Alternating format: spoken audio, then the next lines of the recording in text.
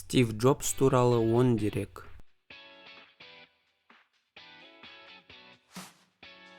Стив Джобс 1955 жылы 24 ақпанда дүниеге келген. Джобс буддист монахына айналып кете жаздады. 1974 жылы Джобс рухани ағартушылық іздеп Нием Кароли ашрамында тұру үшін Үндістанға барды. Өкінішке орай ол келген кезде ол өткен жылы Нием Каролидің қайтыс болғанын біліп, сапарын өзгертті. Оның орнына ол Хайдахан Бабаджидің ашрамына бет алды. Сол жақта ақшқа оралмас бұрын 7 ай өткізді. Джобс өмірінің үлкен бөлігіне айналған дзен буддизммен айналыса бастады. Бір кезде ол Жапониядағы Эйхэй-джиде монах болуды ойлады.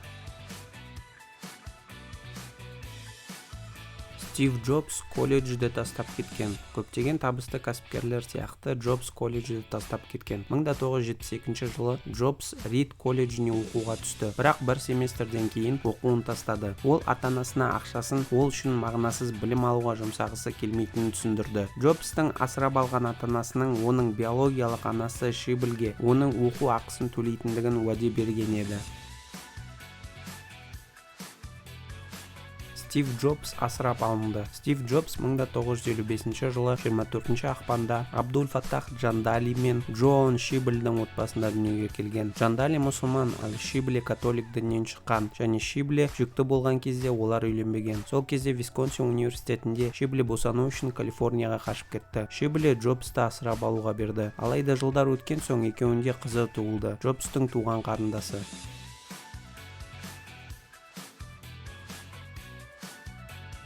Стив Джобс 1976 жылы Apple Inc. компаниясын құрды. Стив Возникпен бірге Джобс 1976 жылы наурызда Apple компаниясының алғашқы компьютерін жасады. Возник Apple 1-ді әзірледі, және Джобспен бірге оны халыққа сатуға шешім қабылдады. 1976 жылдың 1 сәуірінде екеуі қазір Apple Inc. деп аталатын Рональд Уэйнмен бірге Apple Computer Company компаниясын іскерлік серіктестік ретінде құрды. Бизнес Джобстың ата-анасының Крис Драйвтағы үйінде тіркелген. Джобстың жатын бөлмесі олардың кеңсесі болды. Кейін олар гаражға көшті. Apple атауы Джобстың Орегонадағы All One Farm компаниясындағы уақытынан шыққан. Джобс алма бағында көп уақыт өткізеді, және бұл компанияның атауы болу керек деп шешті.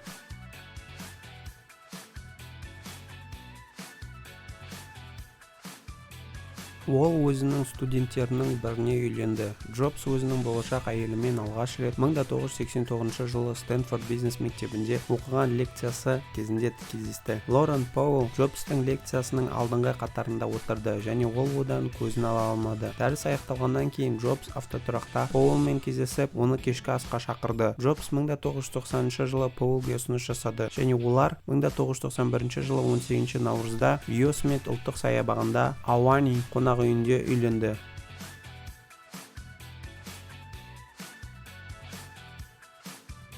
1986 жылы Стив Джобс графикамен айналысатын топты қаржыландырды. Ол кейінірек Pixarға айналды. Бастапқыда ол Джобс инвестиция салғанға дейін Диснейдің қосалқы компаниясы болды, және компания өзінің жеке спин-офф компаниясы болды. Бірінші рет Pixar фильмі ойыншықтар тарихы 1995 жылғы Диснеймен бірлескен кәсіпорын болды. Бірақ Джобстың инвестициясына байланысты ол атқарушы продюсер ретінде танылды дегенді білдірді. Дисней компанияны 2006 жылы кері сатып алды. Басып алудың бір бөлігі ретінде Disney Pixar акцияларын Disney акцияларына айырбастады. Бұл Джобсты қысқа уақыт ішінде Диснейдің ең ірі акционерлерінің біріне айналдырды.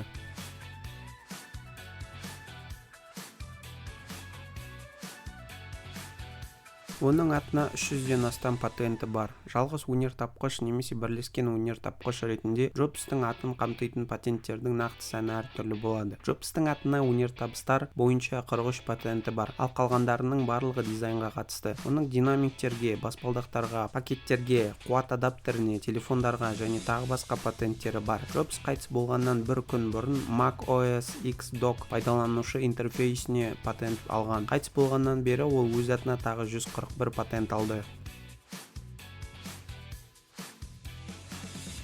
Джобсқа бауыр ауыстырылды. 2003 жылы Стив Джобсқа қатерлі ісік, оның ұйқы безінде ісік деген диагноз қойылды. Бастапқыда Джобс балама іздеуді ұсынылған медициналық емдеуді елемеді. Баламалы емдеу жұмыс орындарының ерте қайтыс болуының себебі болуы мүмкін деп саналады. 2004 жылы ол ұйқы безіндегі ісіктерді алып тастау үшін ақыры операция жасады. Өкінішке орай 2006 жылы оның ісігі қайта оралды. Бірақ бәрі де білмейді. Тим Кук Джобсқа бауырының бір бөлігін ұсынды. Өйткені екеуінің де қан тобы сирек кездеседі. 2009 жылдың сәуір айында Джобс Мемфистегі Теннесси штаты Методист университетінің госпиталінің трансплантация институтына бауыр трансплантациясын жасады. 2011 жылдың қаңтарында Apple Джобсқа денсаулығына көңіл бөлу үшін медициналық демалыс берді.